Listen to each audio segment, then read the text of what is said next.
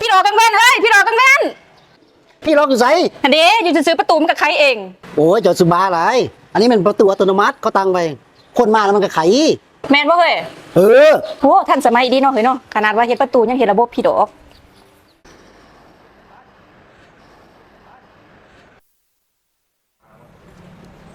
เฮ้ลูกค้าลืมเกือบอีกแล้วโอ้ย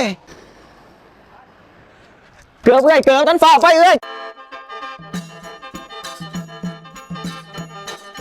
ห่วยจังได้หำมาขอทานบ่บ่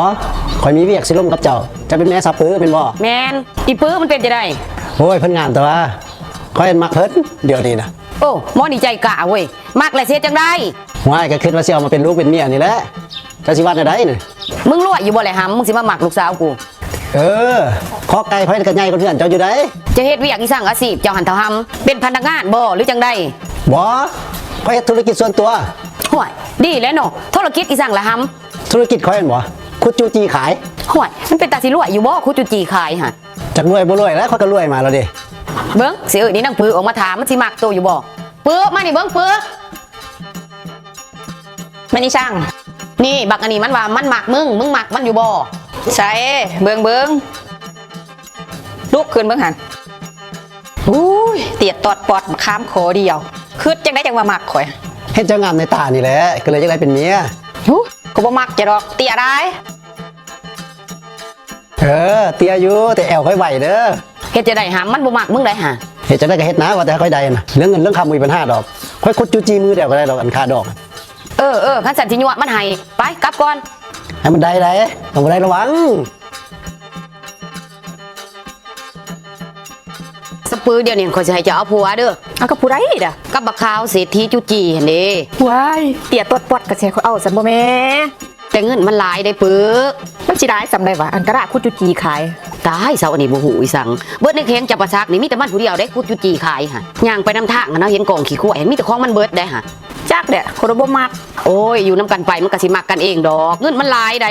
อยากได้หยังมันก็สิซื้อให้มันว่าข่อยอยากได้โทรศัพท์รุ่นออกใหม่ล่าสุดมันก็สิพาไปซื้ออยู่ห้าน SK Mobile ข่อยบ่มักธุรกิจขายจุจีนี่ข่อยมักธุรกิจเฮ็ดน้ำแข็งก็ให้มันพาไปซื้ออยู่ห้านเซโดนวเตอร์สมมุติว่าข่อยอยากกินอันนั้นอันนี้เนี่ยแซ่บๆเลยก็ให้มันพาไปห้านเป็ดข้าวหั่นติกินได้ป่ะฮะข่อยเจ็บท้องเจ็บสายเจ็บกระเพาะหั่นดิก็ซื้อยาสมุนไพรเหล้าไต้ผู้ข้าวเคี้ยวหั่นติมากินมันหาภาษาเดี๋ยวข่อยอยากบ้วนอยากซื้อหั่นดิก็ซื้อลำโพงไทเกิดซาวอยู่ห้านเสื้อป่ายมาเปิดฟังเอามันรถนะอยากได้ยังมันก็สิซื้อให้ข่อยอยากได้รถใหญ่เด้เจ้าอยากได้รถใหญ่หั่นบ่มันคุดจุจีมือเดียวมันก็ได้แล้วเดี๋ยวสิพาข่อยไปซื้ออยู่ไสก็โตโยต้าจำปาเด้ตั้งอยู่บ้านห้องขยอมนครปากเซ่แข้งจำปาซักอยากได้วิกอกวิโกรีวอกรีโวมีเบิร์ดแต่ข่อยบ่มักเว้ยข่อยบ่อยากให้มันมาสูดห่างกายข่อยนี่นะโอ้ยอดเอามันรวยข่อยเมื่อยแล้วเสียจุจีนี่เด้มักไผก็บ่มักมักข่อยสมอุกมาอังเถอะเด้อีแม่สิเอาผัวนี่เป็นศาสตร์คือเงาะคือแยงเด้หัวจังได้ปื้อจมยังงมมีผู้เดียวอุกใจนี่เดี๋ยวมาเดี๋ยวมานั่งเทิงพี่อุกใจอีสังอีกฮะ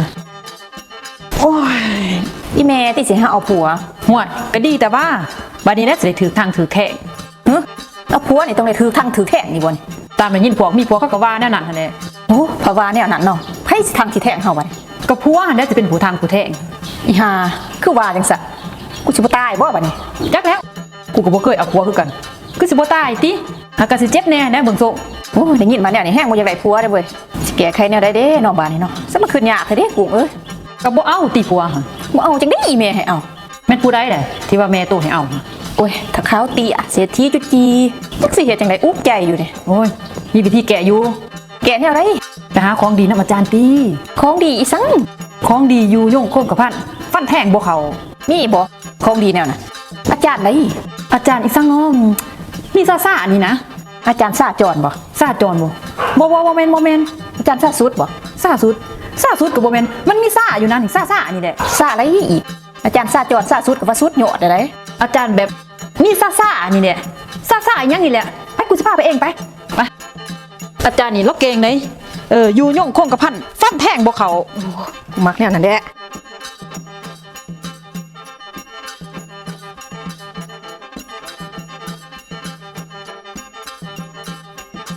โอ้นี่บ่อาจารย์ตัวมึงบอกว่ามีซ่าคักได้ดิโอ้ยอาจารย์นี่กูก็จักคือกันอาจารย์จอยซ่า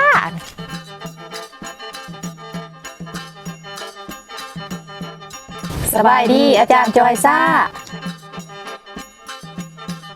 อาจารย์คือบอกกับเฮาอุ้ยมันเขาซ่าอยู่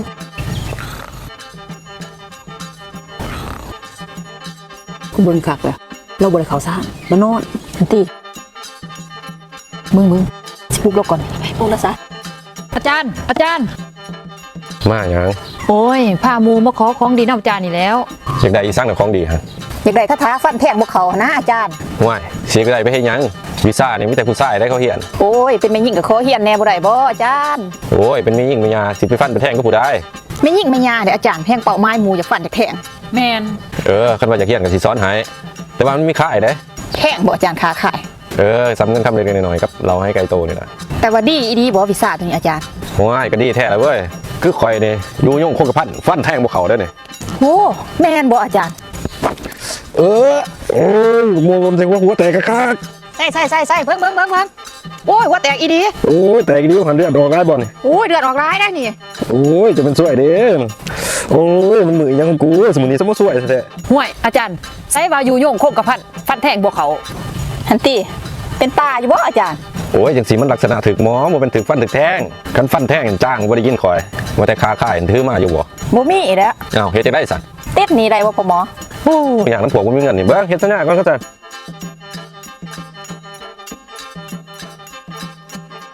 ซื้อจะได้เจ้า ซื้อปื้อ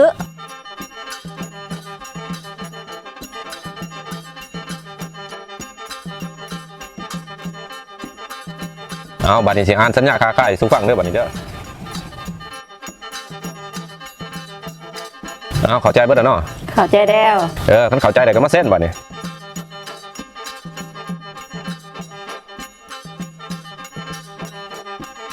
คันเซ็นก็ขึ้นมาสิท้ายทอดวีซ่าให้บัดนี้มานางพี่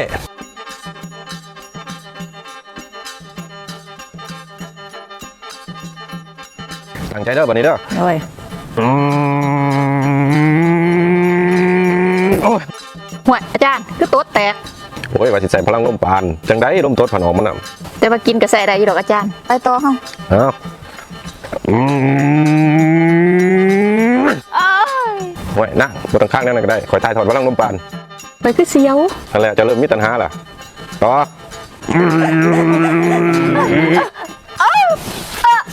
จะทำข่อยเฮ็ดหยัง โอ้ยมันเป็นสูตรเด้งรัดไปจบหลักสูตรแต่เมื่อได้ โดยพ่อหมอ โอ้30ฮอดอันโตโยต้าจำปา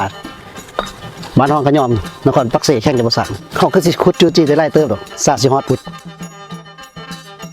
โอ้ยทำบุญทำทานนี่เด้อเฮ็ดบุญเฮ็ดศีลนี่เด้อ เจ้าสบายดี ทำบุญทำทานนี่ติ ไปแล้วบ่เป็นหยังมื้อเช้าเขาก็ไปวัดอยู่เรื่องบุญเรื่องศีลจะบ่ต้องห่วงกับข่อยดอกข่อยเฮ็ดตลอดอยู่ แต่ว่าเจ้าบ่อยากเฮ็ดบุญกับข่อยแน่บ่ โอ้ยข่อยเฮ็ดตลอดอยู่ส่วนนั้นข่อยสิเฮ็ดกับผัวข่อยดอก ว่ามึงเข้าใจอยู่บ่ว่ากูขอทานน้ำมันนี่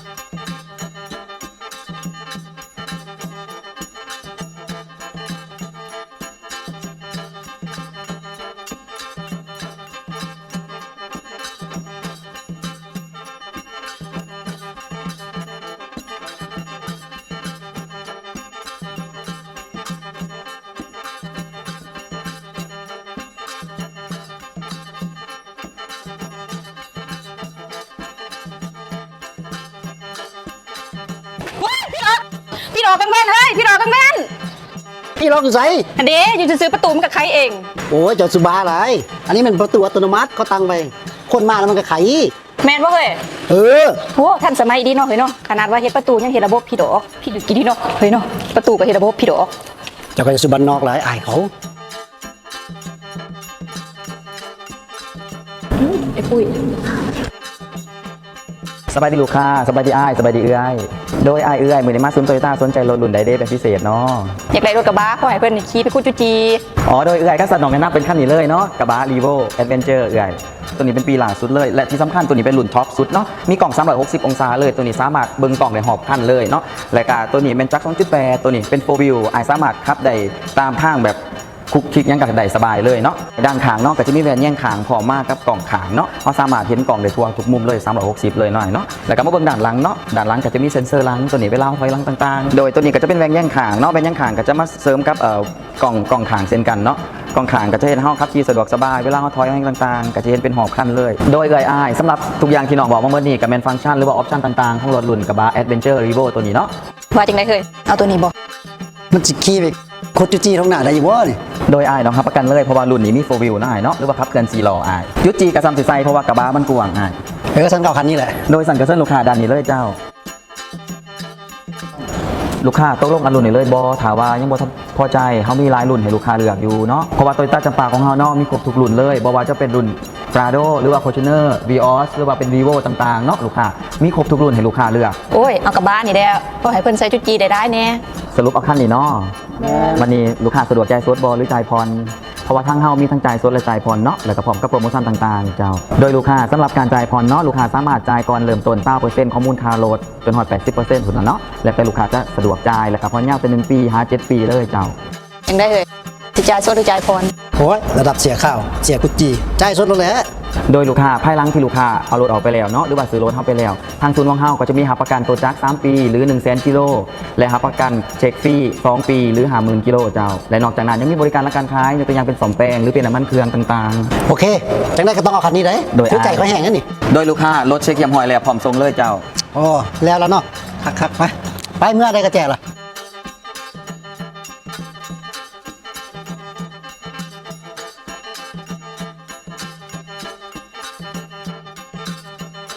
เอาคือใครบ่ได้โอ้ยบ่มีแต่นางทั้งดังอีเด้อ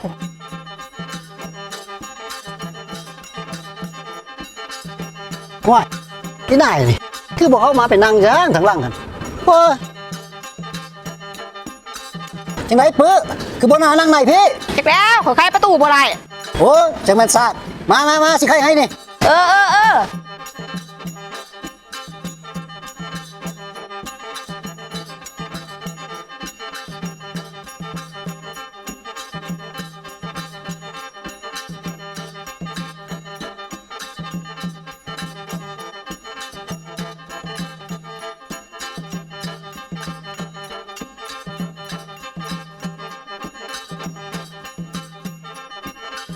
เฮ้ย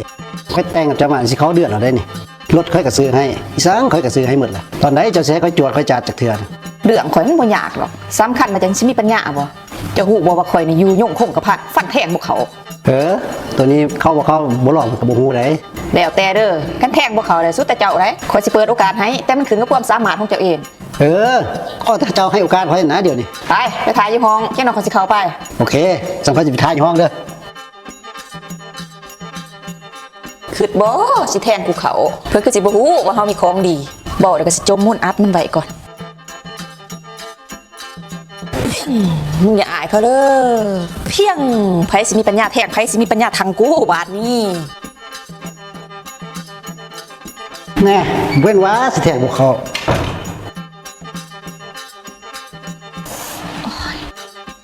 เขาได้จังได๋วะก็ได้มีของดีอยู่สอนกูดุมันกึก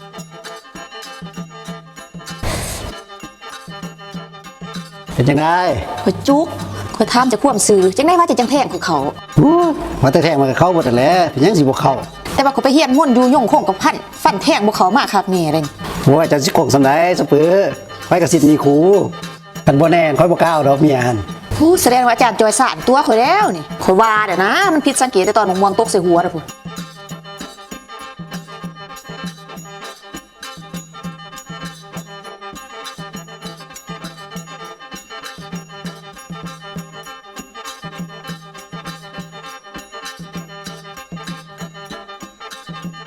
สบายดีไอ้เอารถมาเซ็กยังเนาะเจ้า เอารถมาเซ็กกับสภาพ1 เดือนตามที่ส่วนแจ้งไว้ อย่าทำฝ่าบ่เรื่องเซ็ก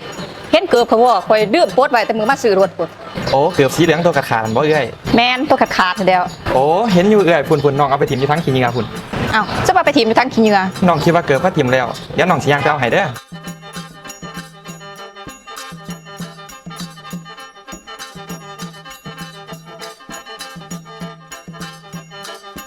นี่ตาบ้าเอ้ย โอ้แม่นแล้วขอบใจเด้อป้าตีนมาเป็นเดือนได้นี่ผัวก็บ่ซื้อให้ใหม่จักเทื่อ สรุปแล้วแม่นลูกค้าเอารถมาเช็คตามศูนย์นัด1 เดือนแล้วเจ้า แม่นแล้ว โดยไม่แต่อายเชิญนางถานันเท่งไม่ได้เจ้าเดี๋ยวเชียงให้สร้างเพิ่นมาเช็คให้ วันนี้บ่มีดอกโบพี่ดอกเนาะประตูนเขามาไหนจะเป็นหนาวเนาะเดือน12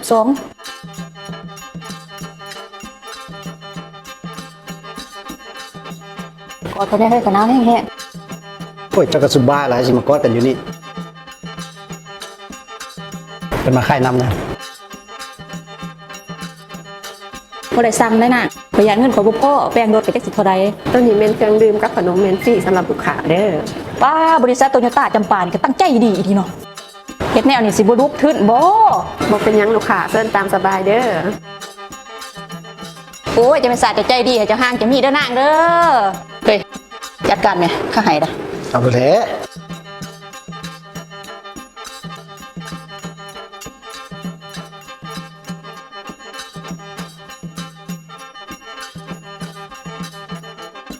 มานี่แต่กำไรอีทีเนาะเฮ้ยเนาะ ไปกับว่าอยู่เลย น้ำนี่เขาสิเอาไว้จะไปกินยามไปกูจุจี โอเคเอ้ยโอเคโอเค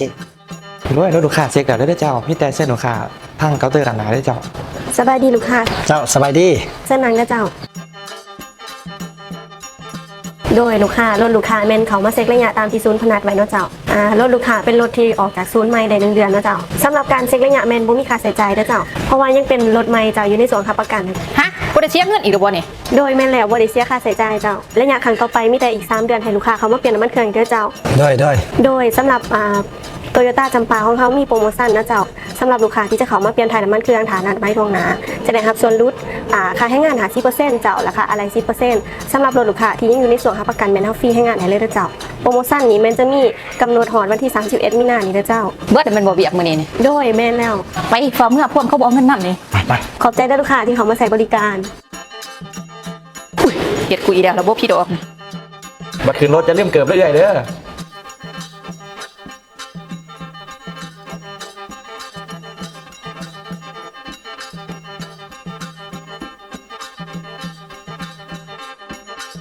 แฮ่ลูกค้าลืมเกือบอีกแล้ว โอ้ย เกือบเอ้ยเกือบกันฝ่าไปเอ้ยเกือบเบาเกือบก่อนเอ้ยหยุดก่อนเบาเกือบก่อนเอ้ยเบาเกือบก่อนหยุดก่อนโอ้ยลูกค้าผู้นี้มาบัดใดก็ลืมเกือบบัดนั้นได้แล้วสิแลเก็บไว้เพิ่นอีกแล้วบัดนี้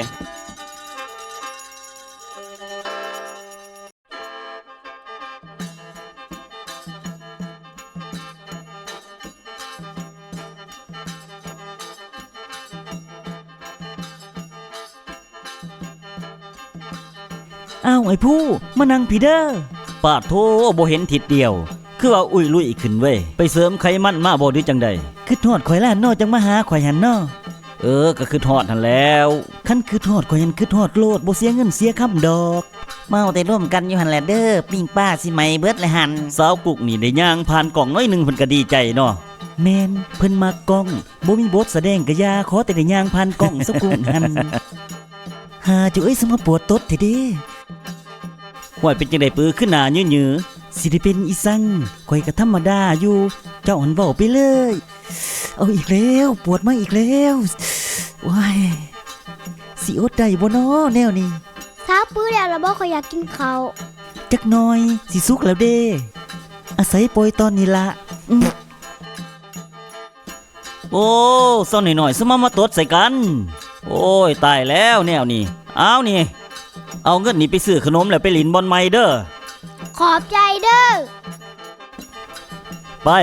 อย่ามาหาตดใส่กันอีกเด้อบัดนี้เด้อคักแต่ว่าเซาดาด้ามักตดอูดหมูที่ได้เพิ่นหันบ่เป็นหยังดอกเด็กหน่อยมันบ่ทันจักความดอกซ้ำนี่หันเอาอีกแล้วปวดมาอีกแล้วโอ้ยเนาะจะเป็นอีสางปื้อควันปิงป้ามันควันเขาตา แล้วเราบอกปิงไปหิวแห้งได้นี่ จักหน้อยอีลามาได้จังว่าพอดีปล่อยอีกก้อนบาทหนึ่งโอ้ยตดอูดกันอีกแล้วบาทนี่โอ้ยเอาเงินนี่ไปซื้อขนมไปดินบอนไมเดอร์บัดนี้ขนาดน้อร้านสาวเจ้านี่ตดแท้ตดว่าสุดยอดแต่ว่าเซาดาด้าหันตดเก่งแนวนี่บ่แม่นตดได้ละสาวว่าจักเนาะพุ่นเห็นบ่ร้านเจ้ามาอีกแล้วบาทนี้สิมาตดใส่กันอีกว่าจักเด้หัน สาวปื้อ เสาปื้อจะกระตดอีกตีบ่าวพูดแล้วจะให้เงินคอย โอ้ยเยสุว่าจังสันไปลินบนไมเด้อสรุปแล้วเจ้าบ่ตดเป็นความจริงทุกประการโอ้ยเจ้าก็ไปขี่ก่อนไปขี่ให้มันคักๆจะมานั่งร่วมกับข่อยขั้นสันข่อยไปขี่ก่อนเด้อไปเบิ่งปิ้งป้าให้ในเด้อโพดโพเถเว้ยผู้ยิ่งอีสางมาตดเหม็นอะแท้ๆถึงกินสร้างเน่ามาเก่าโตพุ่นบ่นอแนวนี้นอโอ้ย